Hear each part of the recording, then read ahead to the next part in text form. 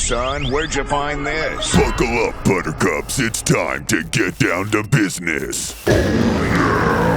It's the Totally Legitimate Business Podcast. Totally legit. Welcome back to the Totally Legitimate Business Podcast. I'm your host, James. We don't have an intro today, so we're just raw dogging it. Here we are. We're joined once again by Dave. Applause. Yeah. Dave, welcome back to the show. I'm so happy that you picked this topic for us. Why don't you tell the folks a little bit about the thing that you wanted to talk about?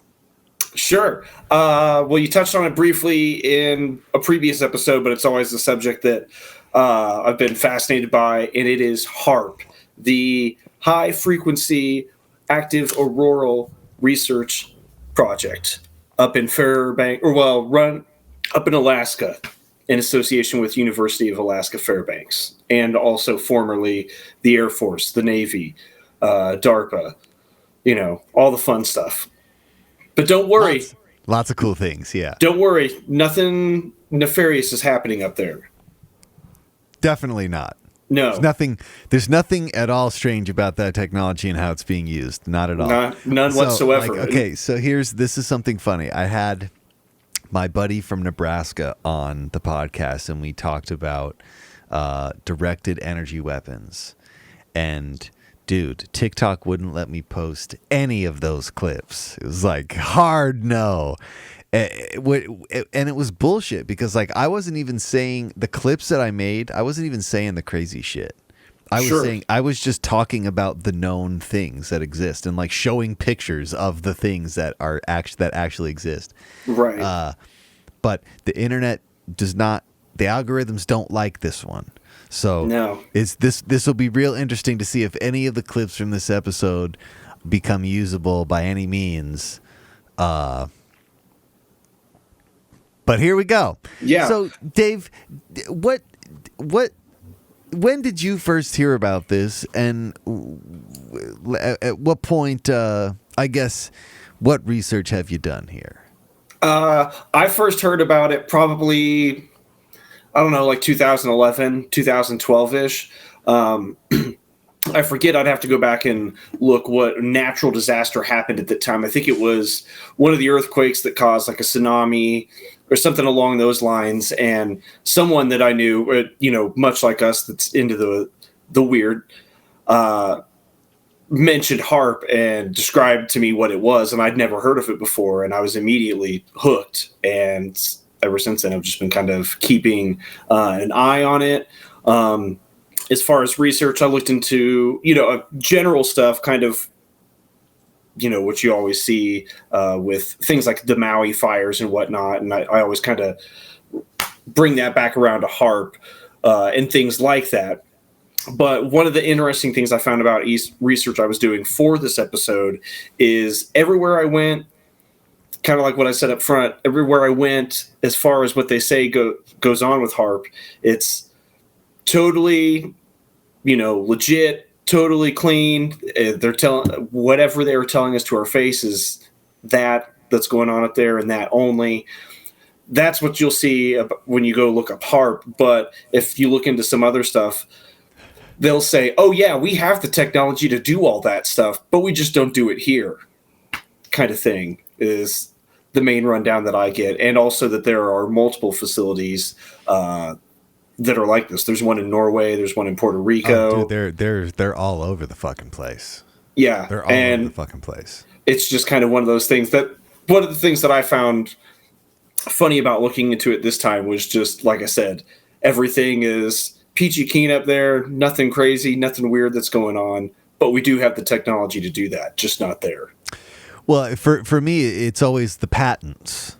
Yes. You look at the patents and you see what they're trying to do with these patents, and you're like, oh, why would you develop something like a weapon? Yeah. Why would you do that? If you don't want to use it like a weapon, why are you developing it like a weapon? Well, that, and also too, why is it all the majority of the people involved are branches of the military, the Air Force, the Navy, the Defense Advanced Research Projects Agency, aka DARPA. Yeah. So why do they have their hands in it if it's, if they're just, moving things around? Well, okay, so there's like, I guess I kind of heard about it around that same time, between 2010 and 2012, and it's not something that like freaked me out, but it was something that amazed me because of all the known shit, even then, that you could kind of look up about this place. I remember around that same time, somebody sending me like a Popular Mechanics article where they were talking about like trying to dispel the rumors, and it's like, it's just this thing that can, instigate the aurora borealis, and it's used for communications research and blah, blah, blah, blah, blah. And I tried to find that article, but I found a bunch of other hilarious articles from Popular Mechanics that really are just like, they're trying to quell the conspiracy rumors because they were so strong about this place. But the technology that they're using here has a number of different applications. One of them is long-range communications. Another is it's a microwave that with a highly focused beam, and there's a lot of things you can do with that. The aurora borealis portion is pinpointing the ionosphere and heating it and exciting the particles in that portion of like a solar flare would, and creating the aurora borealis. That's a known thing. It can for sure do that. That is part of the research that it did. Was the military and DARPA doing a bunch of mundane communications tests? No, they were doing some other shit. They were playing with the more exotic components of this technology, one of which is like, this is a bubble. Earth is a bubble. Earth is a bubble. And if we're adding a ton of heat to even if it's a small portion of the bubble, that's got to be disrupting something. It's doing something, obviously, because it can instigate the aurora borealis. Like, we know it is in fact interacting with that space. But this is a bubble. Earth is a bubble. There's always going to be like a fucking consequence to any of this manipulating of the natural forces that we don't necessarily have total control over. So there's the whole conspiracy about this kind of being effectively Nikola Tesla's death ray. Nikola Tesla had this idea for a super weapon or a death ray that could, beam electricity insane distances, pinpoint accuracy, and a lot of people like equate this to being, the what's the word I'm looking for? The refined version of the concept of the death ray. But there's a lot of shit that this technology can do. It absolutely can do that. And the reason that we know it can do that is because it was part of the explicitly stated intent. We want to have technology that can do these types of things, and they for sure don't make tools to not use them. For sure. They don't spend millions of dollars on shit to not try it out. Right. Just saying. Well, yeah, you mentioned the patents, and the one that's tied to it that comes up a lot was the one by Dr. Bernard Eastland. Do you by chance have links, or if not, I can look these up? I did last night on my other computer. Let me see here. I've got a couple tabs pulled up. But yeah. If you send me the link in the private chat, I'll put it on the screen. Sure. Let's see here.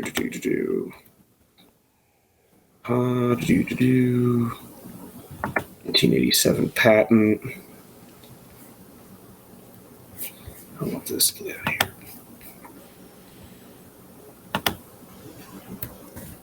Okay.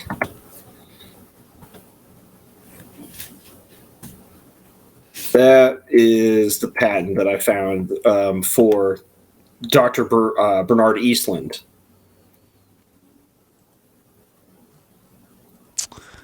Okay, let me bring this up here.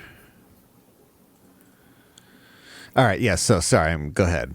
No, you're fine. Yeah, basically what it is that,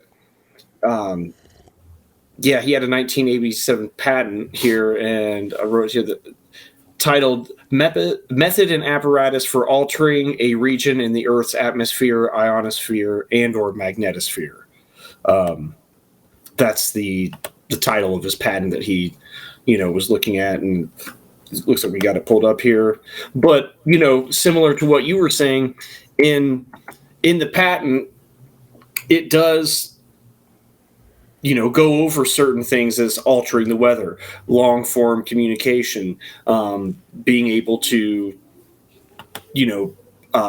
jam communication signals and things like that. Everything that, obviously serves some good purpose, but everything that's come up for, conspiracy theories or, this technology being used for ill intent in this patent, which, it's not necessarily for the HAARP machine, but it is for something along the same type of machine. The technology in its infancy, right? Right. Yeah. He thought of this a long time ago, and kind of like you said, it is in there, and he does state that it does have the technology or the capability of doing, this, and this, and so that's that. And like we were saying, it's kind of interesting when, they will acknowledge that it has this technology, but says that we don't use it at all.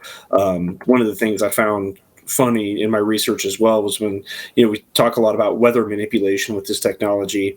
And one of the things I said or saw was someone had said something along the lines of, that's just silly. We don't even have the technology to do that. And why would we do that anyways? And then within 5 or 10 minutes, I was reading an article about how in Dubai they are advancing this technology to create their own rain. Yeah, duh. So, it's kind of funny just listening to all the contradictions.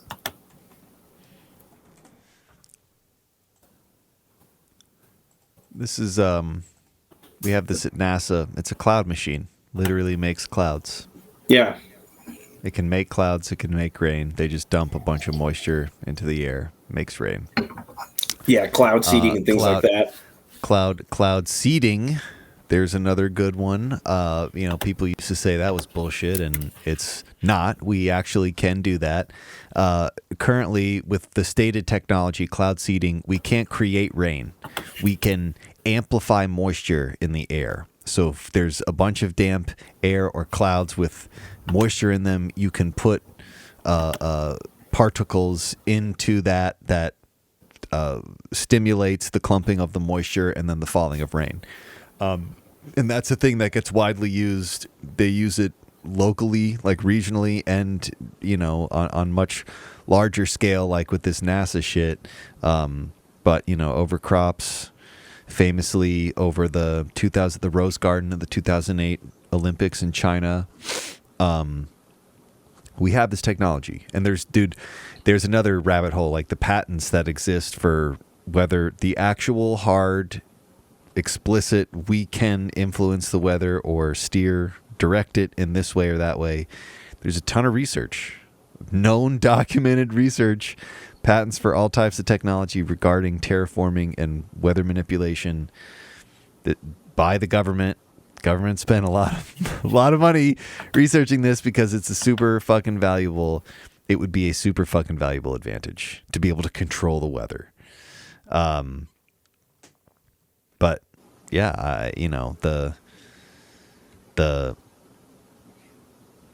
we don't necessarily. I don't want to get down too far down a different direction. Let's kind of steer more on HAARP though. So continue. I keep interrupting you, Dave. No, that's fine. I mean, you're touching on a lot of good points too. We got this guy's patent, right? Stated that this is what he was trying to do with this technology. Right. Let's see here. Oh yeah, it says here the article that had the link in it says in this patent, which sets the stage for HAARP, Dr. Eastland makes a number of fascinating statements, which clearly contradict the claim that it is only being used for research and not for military purposes or weather control.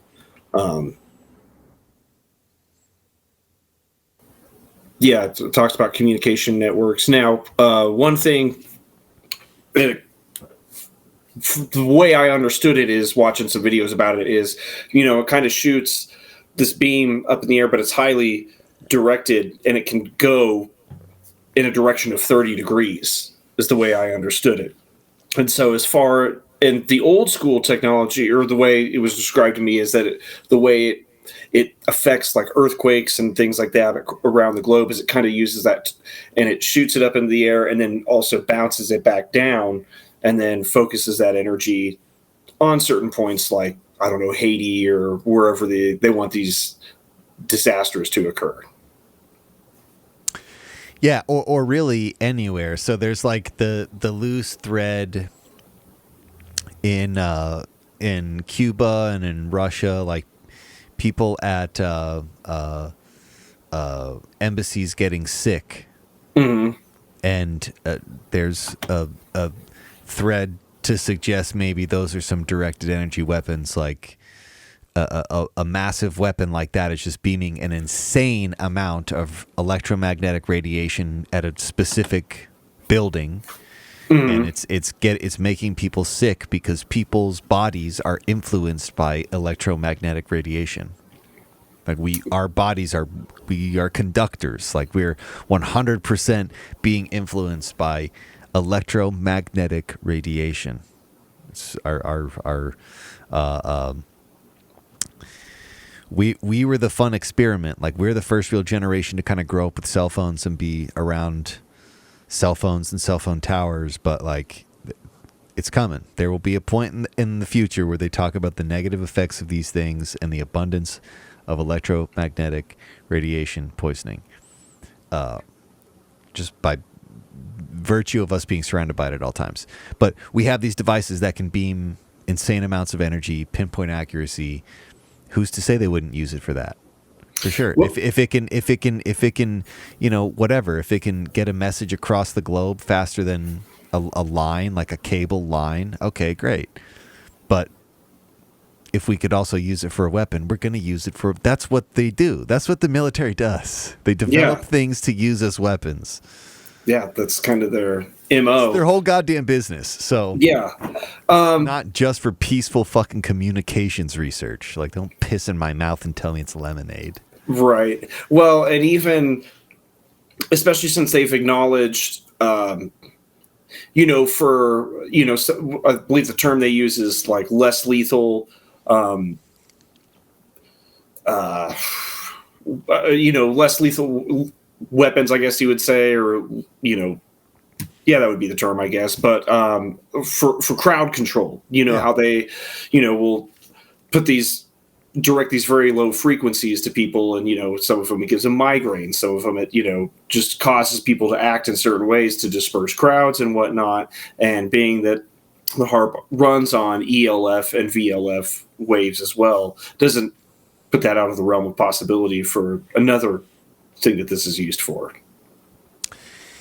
Yeah, this is hilarious. This is one of the clips that got censored in the last round. We have a thing called an LRAD, and an LRAD can beam intense amounts of sound energy at crowds and like really put the pressure on, make it feel like your head's going to explode, but without there actually being that much noise.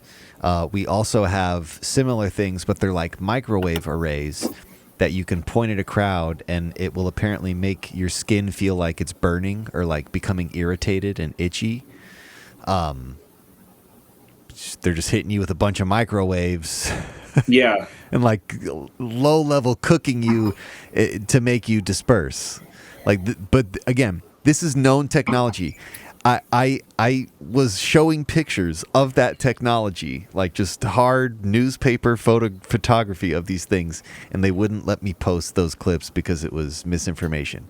That's what's interesting about this topic, is that it's the one topic that, of all the things we've talked about on this show, and we've talked about a lot of strange shit on this show, this is the one thing that they're really still trying to keep a clamp on. This is kind of a sidetrack, but not really. Do you have Netflix, Dave? Yes. Have you seen Leave the World Behind? I don't think so. It just came out Friday. You have to watch it. No, I haven't. I'm not going to say anything else. Just you have to watch it. Just watch it. It is relevant to this conversation, and you'll understand why. But we live in an electromagnetic world. Everything that we do, every aspect of our life now is in some way relegated to being controlled by an electronic component. And to think that there are all types of weapons that can conduct invisible warfare of any kind, it's just scary. Not even just that we have them, that anyone has that. Like, if we have those types of things, what are we using them for? It's kind of like I don't know how closely the technology relates to, but that thing the guy who was talking about the Alaska shit, the neutrino satellite that's like embedded in the ice in Alaska. The fireman, he came forward in the Stephen Greer disclosure. God damn it, I can't remember his name. Anyways, he came forward. He said he was in Antarctica and embedded in the ice in Antarctica is like this similar, like, massive array that can beam energy, and it caused earthquakes and shit. This technology exists. And like, we're fucking with the natural principles or the natural qualities of the earth. I don't know. It's real. It's just a real dangerous game. We live in a bubble. This is a bubble. This is a very delicate bubble that we live in. And,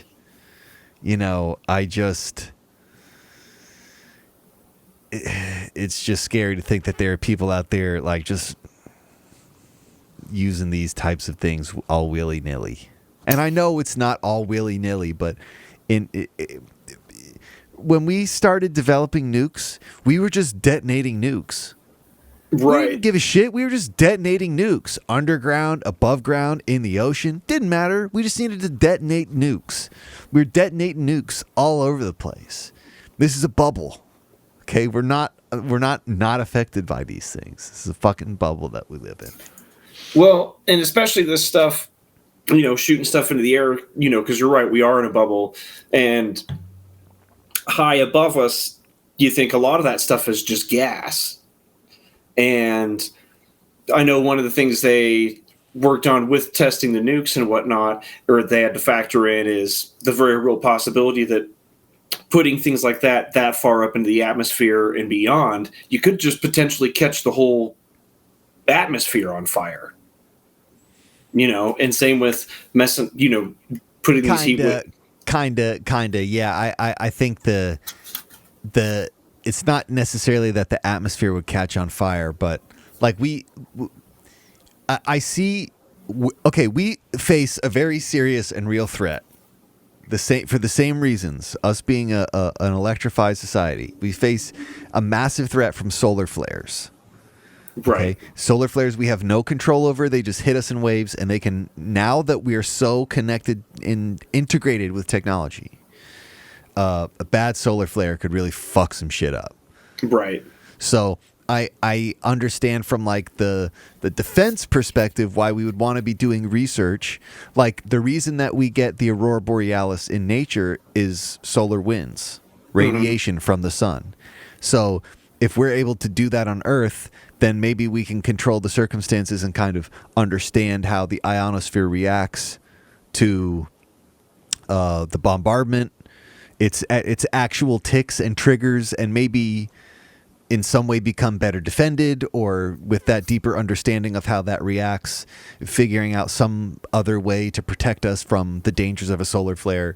Like, there are always altruistic applications of these things, and there is legitimate research to protect us, to help protect us from like some crazy existential threats. Like, we really don't, if we really break it down, like, for us to live as peacefully as we do in this society, a lot of really terrible shit has to happen. A lot of really violent and terrible shit has to happen all over the world for us to live peaceful existences.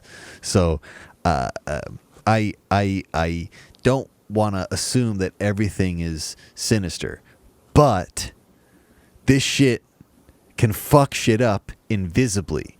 You can trigger an earthquake invisibly. You can influence weather invisibly. And to think that not only do we have a number of these, but a bunch of countries, and more so our enemies have these things, and they're all around the globe. And to think that there's some fucking hardliner military motherfuckers who are just willy-nilly pressing the buttons on these things, I don't know. That's the thing that scares me. It's not the power of the technology. You can blow yourself up with gasoline, but you can also put it in your car and drive yourself all over the place. Right. It's not the technology that scares me. It's the people who are using the technology that scare me. This is true. Speaking of defense and military, one of the cool things that I read about the HAARP and technology like this is when you it can add atmosphere and adjust it a certain way. So, like, for instance, if we knew, let's say Russia or someone was firing a rocket or a missile towards us, by shooting these beams and these frequencies into the atmosphere, it can add atmosphere is the term that they were using, and it can create drag and basically certain effects that will throw the missile or the rocket off course and disrupt everything and attack that way, which I didn't realize that they had that, but I thought that was pretty cool that they can raise and lower stuff like that. And it was my understanding. It was my understanding from, I can't even remember what where I heard this, but I have some pictures pulled up here. I think this is oh my God, really?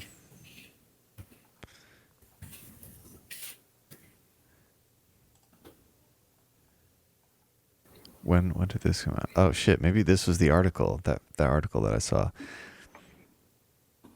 Okay, so here you go. So here's a 30-second snapshot of an artificial aurora created by HAARP, and it's a little bubble. Mm-hmm. And it was my understanding that as they heated this portion of the ionosphere, which is a upper layer of our atmosphere, is one of the layers before you get to space. Mm-hmm. I think it's the uppermost. It effectively creates a bubble. So I guess when they say more atmosphere, what they mean is over where they're heating it, here's the sphere of the Earth, and say they're heating like right here, a little bubble kind of boils up right here, creating that. At least I could be completely mistaken, but at least that was my understanding of, again, like somebody who actually was a part of HAARP and explaining like the projects that they do and why they do them. Like the conspiracy lore got so big around this shit, the military dumped out and they handed it over to the university, and now they do open houses. Right. They literally let people come in and be like, see, we're not doing anything crazy here anymore. And I think that's fucking hilarious that the lore, it's like the Denver airport. Sure. The conspiracy is so well known that they have to openly acknowledge it. I don't know. It's just funny. But yeah, again, so I that's what I'm trying to say is, like, yes, I understand some of the shit is for legitimate defense purposes, is for legitimate scientific research. It's for shit that helps us in one way or another, either directly or indirectly. But they're doing other shit with it. Yeah. They're definitely not just doing good things. Right. That's not what they do. That their business is also doing bad things. Well, and you mentioned something that I was going to bring up that I thought was strange about how, yes, the government kind of ducked out. I believe the year was 2015, and just kind of turned it over to the University of Alaska.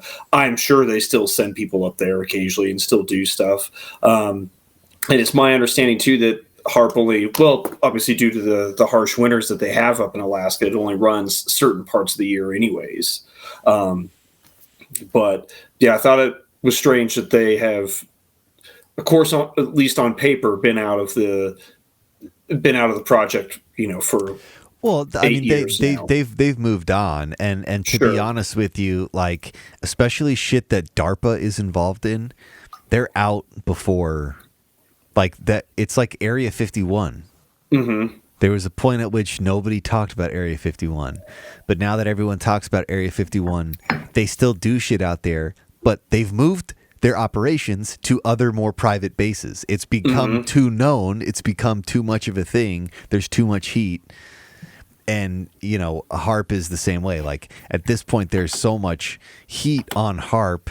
They've just moved this to the other facilities that we have like this, where we're doing these types of research.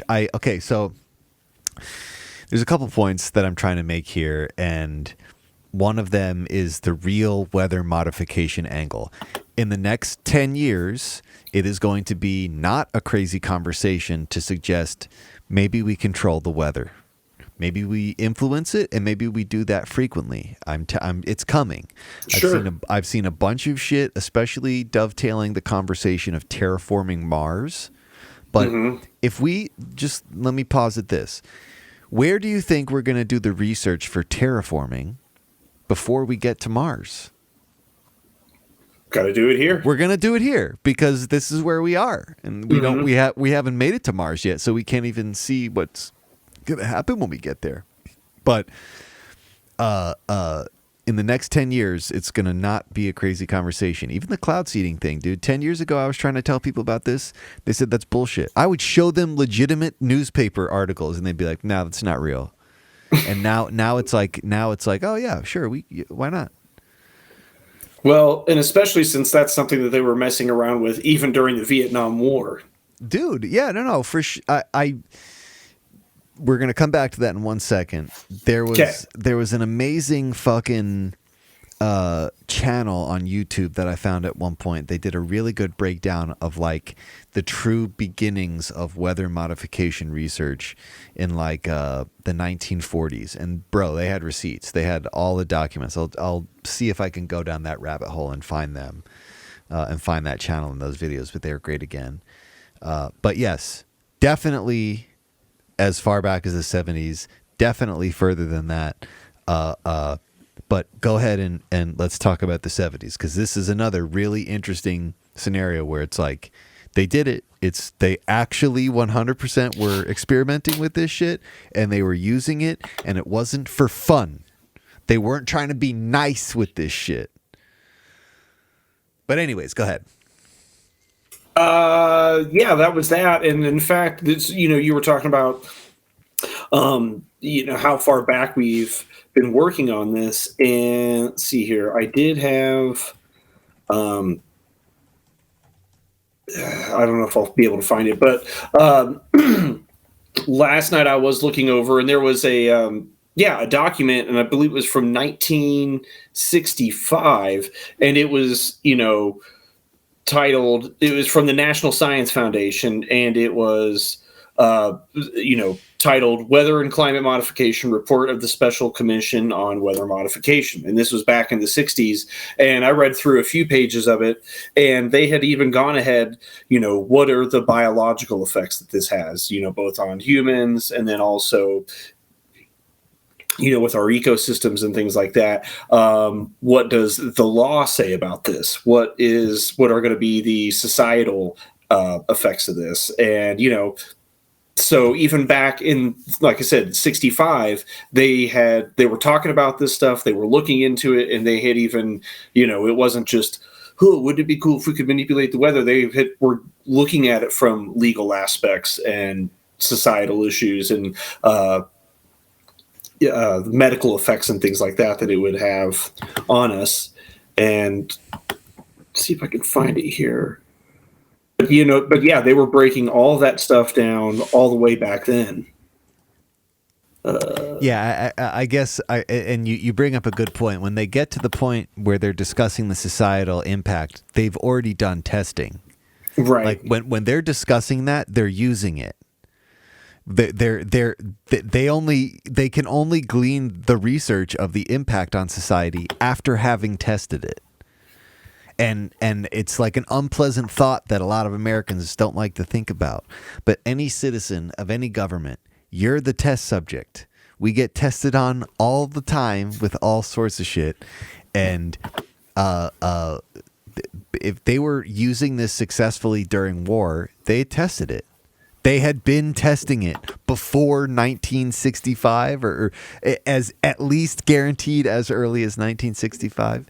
If they're talking about the societal impact then. I mean, when they use it in Vietnam, that's 1967. Mm-hmm. Yeah, so they were a couple years ahead of the curve on that. Yeah, they had already contemplated the societal impact and they were still like, okay, we're okay with that. Right. Let's see here. I really want to find that. I don't. Here but it this is the part that pisses me off. Yeah, send it to me in the chat. I'll bring it up here. Yeah, sure. This is the part that pisses me off. Is like we can show this to anybody, and like there's still some people who are like, nah, this isn't real. It's like, dude, it doesn't. Well, you know, the government was fucking serious. They have been serious about this for a long time. This is an expressed interest, a specific goal they have had in mind. And to think that they're just fucking doing this shit to be nice is just, it's just so funny, so naive. Well, Wow. I think that, yeah, look how old this thing is. Yeah, December 20, 1965. Jesus Christ. And yeah, you can see here content summary, scientific possibilities, biological implications, the social effects, the law, needs and opportunities for international cooperation, fiscal and organizational considerations. So yeah, they had thought about all of this before. This, like I said, wasn't just, a random idea that someone thought of at lunch one day. You know what I mean? No, dude, you're 100% right. Yeah, just looking at some of these chapters, I guess, if you will, relation to U.S. foreign Oh my God, policy. this just makes it that much more fun. Yeah, international legal problems. 20 years ago, General Electric Company, GE, General Electric Company, scientists Irving Langmuir and Vincent Schaefer modified clouds by seeding them with dry ice pellets. Not long afterward, Bernard Vonnegut, a co-worker, demonstrated that a smoke of silver iodide crystals would accomplish the same result. This was the beginning of the modern American history of weather and climate modification through cloud seeding. The American scientists on November 13, 1946, had verified experimentally the theory advanced in 1933 by the Swedish meteorologist Tor Bergeron and the German physicist Walter Findesen that clouds would precipitate if they contained the right mixture of ice crystals and supercooled water drops.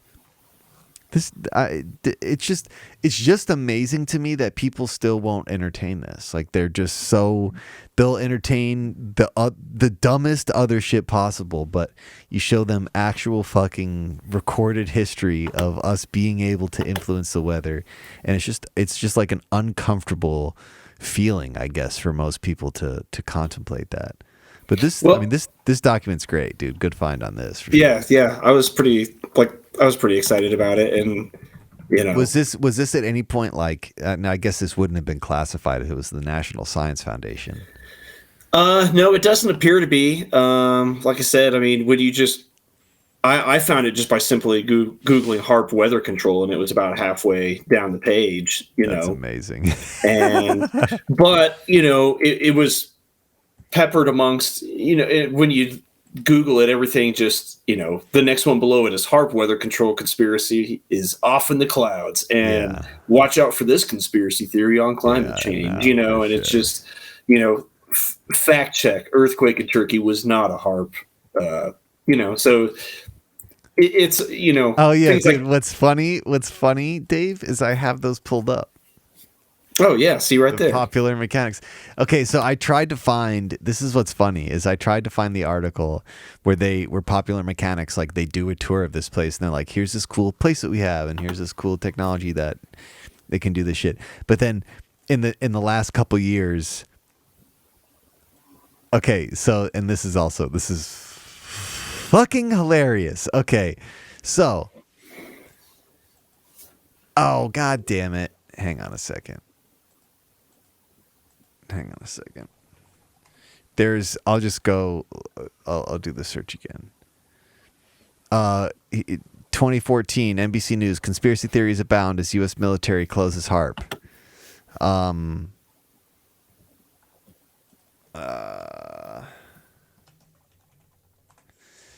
This right here. Oh my god, dude. There's 3 conspiracy theory articles from Popular Mechanics about HAARP. That's what's fucking hilarious. But here's the funniest part.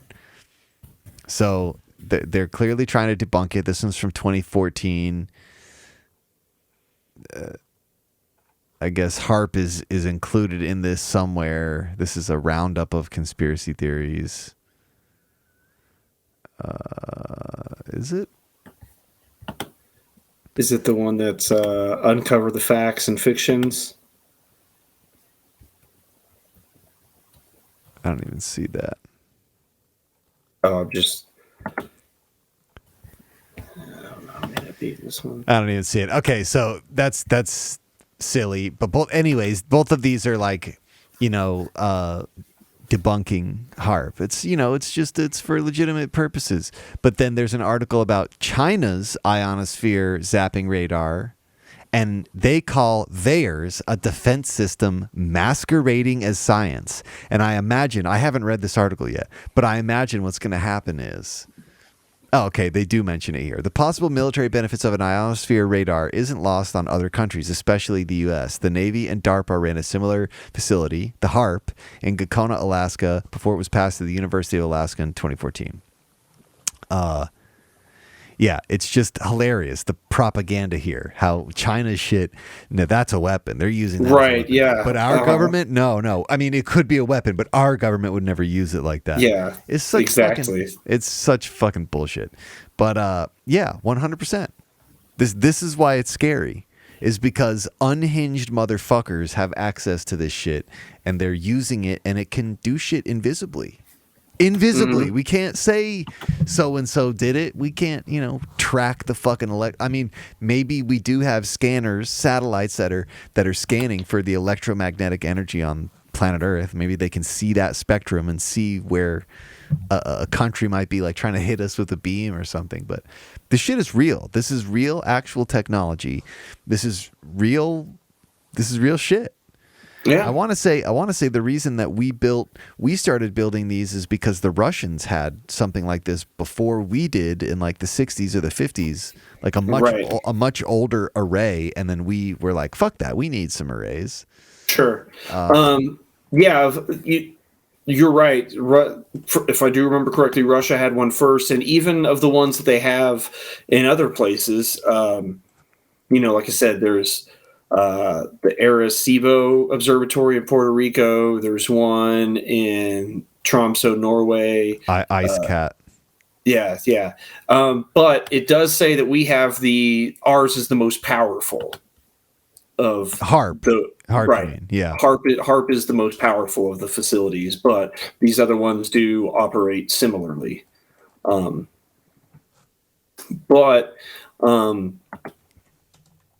One of the things that you touched on earlier, but I think would be interesting to bring up is, the direct energy weapons in relation to this. And I think HAARP was a great precursor to, to the DEW, directed energy weapons that we have now. Well, I would venture to say that, like, HAARP was down the chain of energy weapons. Like, yeah. We were trying them out on smaller scale, and HAARP was like the coup de grace. And then since then, we have probably refined this technology to be even smaller and more deployable and equally as powerful, or able to chain network with devices across the globe for combined power. You know, at this point, if they've handed this over to the University of Alaska, they have already determined and refined that technology for the uses that they want it for. If they're done with it, bro, they've done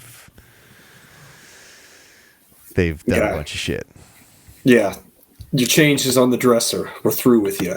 There's something I do want to touch on here really quickly. This happened a long time ago, and I can never find any videos or pictures of it. But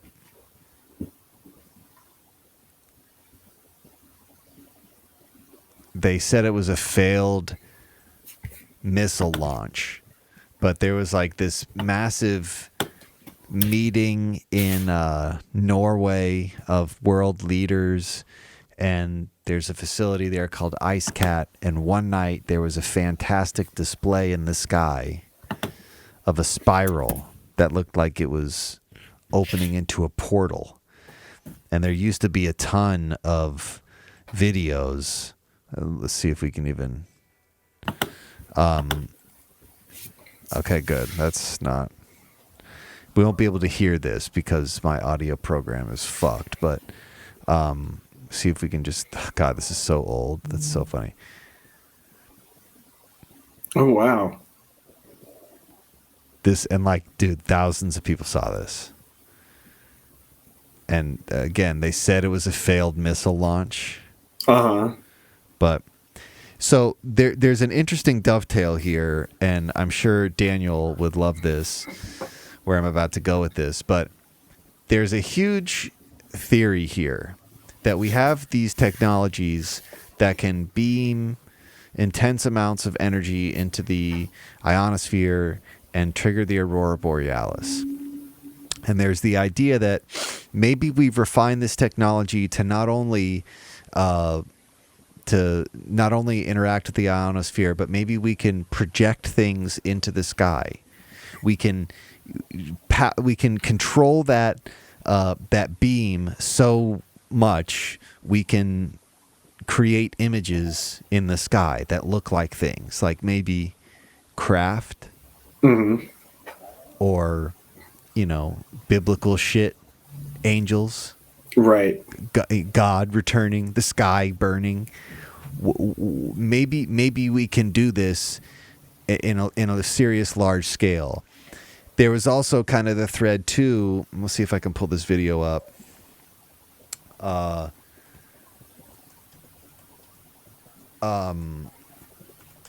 In China, there was,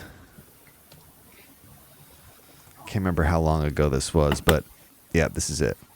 This is an old video, but there was like, right before this earthquake, this massive fucking earthquake, there was this crazy rainbow in the sky.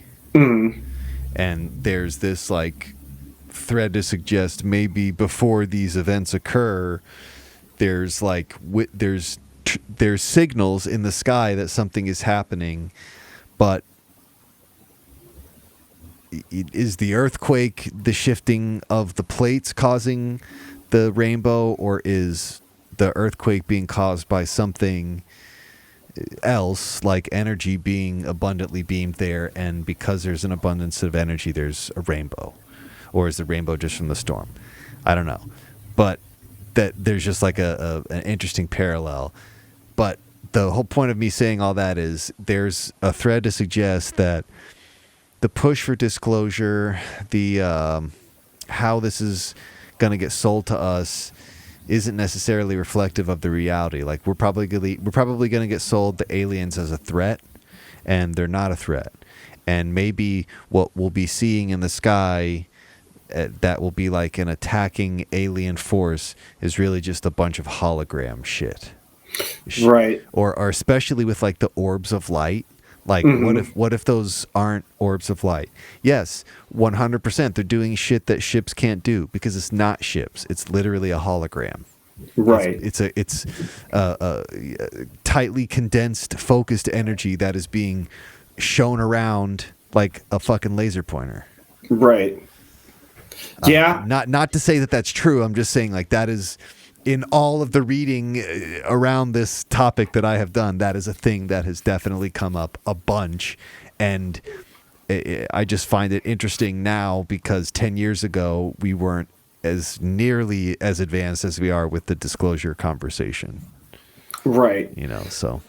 Well, the hologram idea is definitely something that I've heard people mention a couple times. Not very much, not enough to where I can, really combat what you were saying, but I have heard similar things along those lines. But shoot, even look at, what was it, Coachella, when they had, Tupac, they had a Tupac hologram come out and perform. So, yeah, of course. And that was, gosh, I don't know. 2012. Yeah, when we both still lived in Tennessee. So I was there. I was at that Coachella. Oh, okay, yeah. Coachella. It was weird. The first weekend, it was sinister. That like the crowd they didn't like it at all. It made people feel very uneasy. It felt like they were they had trapped his soul and they were making him play Coachella.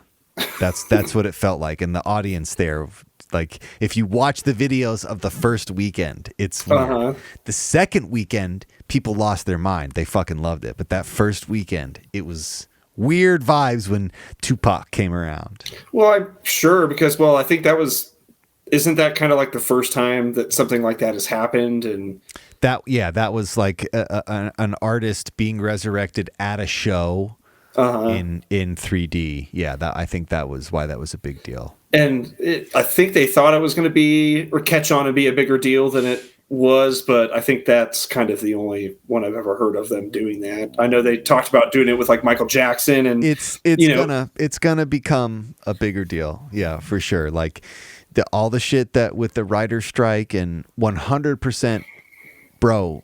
After an artist dies, do you think a record label wouldn't love to have its ghost go on tour for forever?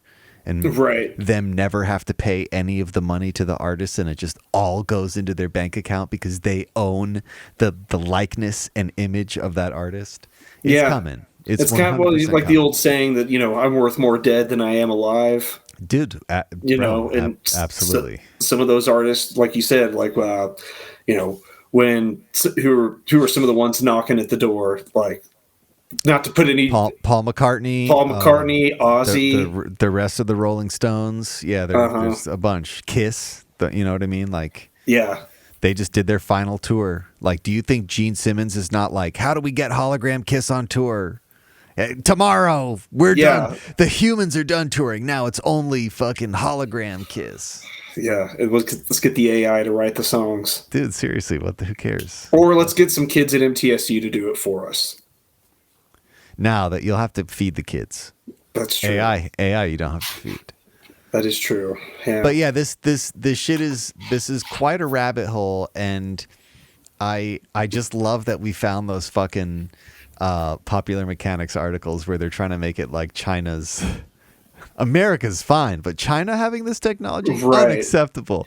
Well, and especially yes, them having this technology scares me, but to say that we should be the only ones to have it, and that we weren't doing some seedy shit with it. Yeah. Well, especially when you kind of look back at things, like this, whether it be weapons or ideologies, and things like this, or the way that we go about handling ourselves. It's not all the times, but a lot of times, it's us here in America that starts doing those things, or back in the day it was the Nazis, so we're always kind of the ones spearheading these research projects, I feel like. Well, putting them into motion. We've talked about this a number of times, but there's an argument to be made that the Nazis just continued their research. Yes. Yeah, they didn't actually lose the war. When we took all those scientists over here and gave them very comfortable existences, maybe they just continued their research. Right. Yeah. Well, I wouldn't argue with that. Yeah. So. Again, like we've read enough on that specific subject alone to know that that actually did happen. It was a real thing. And, you know, I it's not coincidental to me that after the war, all of a sudden America gets involved in, like, immediately out of the gate gets involved in, like, MK Ultra shit, weather modification shit, right? The concealment of our the reality of our place in this universe. You know, all of those things. I don't know, dude. It's just really funny to me, especially with the weather modification conversation. We have these technologies. It was an explicit purpose of the military to utilize these technologies for that purpose, and they handed it over to the University of Alaska. They understand this technology. They understand it so well, they gave away the most powerful facility in the world to the University of Alaska. They understand it, and they're using it. Maybe some of it is there to help us, but definitely some of it is there to harm some people. Sure. Well, just, you know. And when you look at some of these, you know, antennas, you know, if you pull up HAARP and look at some of the antennas, you know, they look a lot like, for instance, I was in a neighborhood not too long ago, and they were putting up a brand new telephone pole. And of course, they didn't have like the big, like 4-point stretched out prong things, but there was a lot. I remember it like I kind of had to pause and look at it because I was like, what in the heck are they putting up here? What is this? I knew it was some kind of antenna or phone pole or something like that they were putting up, but it has a few of the things on that telephone pole that you would see similar to the ones at HAARP. You know what I mean? It wasn't just your regular run-of-the-mill telephone pole. It had, you know, like these cylindrical things that they have in threes around it that are kind of like, I don't know, like, you know, like 1.5 feet, 2 feet tall and kind of cylindrical. And if like you these look, things up here, yeah, like they come in threes. Well, and this is like a known thing, dude. With the 5.